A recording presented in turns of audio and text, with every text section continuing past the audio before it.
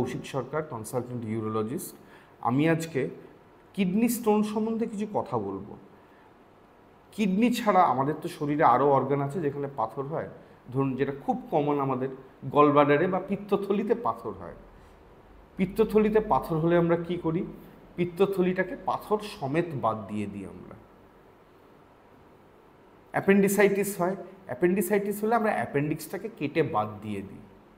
জরায়ুতে tumour হলো, আমরা জরায়ুটাকে কেটে বাদ দিয়ে দিলাম।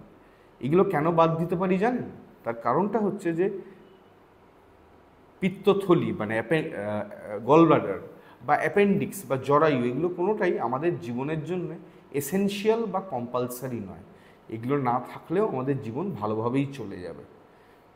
কিডনির পাথরের ক্ষেত্রে সবথেকে বড় ব্যাপার হচ্ছে কিডনির পাথর কখনো আমরা তো কিডনি বাদ দিতে পারি না, তাই না? কিডনির পাথরে আমরা পাথর কেন বাদ দিই? যাতে 1 নম্বর ব্যথা কমে পেশেন্টের এবং কিডনিটা যাতে ভালো থাকে। আমাদের মেন উদ্দেশ্য হচ্ছে এইটাই। সেজন্য কিডনির পাথরের পর 100% স্টোন ক্লিয়ারেন্স সবসময় পসিবল নাও হতে পারে এবং দ্বিতীয় কথা হচ্ছে যে আমাদের উদ্দেশ্য নাও হতে পারে যে 100% স্টোন ক্লিয়ারেন্স। তার কারণ অনেক পাথরই এমন থাকে যেগুলো কিডনির এমন একটা জায়গায় পড়ে থাকে যেটা অ্যাক্সেসিবল নয় এবং সেটা বার করতে গেলে যে ঝুঁকিটা আমাদের নিতে হবে সেটা কিডনিটাকে বিপদে ফেলতে পারে।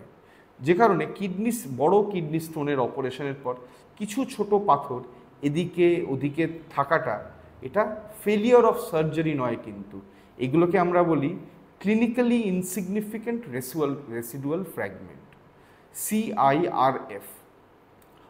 বড় পাথরের অপারেশনের পর এটা 2 মিলিমিটার বা 3 মিলিমিটার বা 4 মিলিমিটারের পাথর পড়ে থাকলো, এগুলো কিন্তু কিডনির কোনো ক্ষতি করবে না।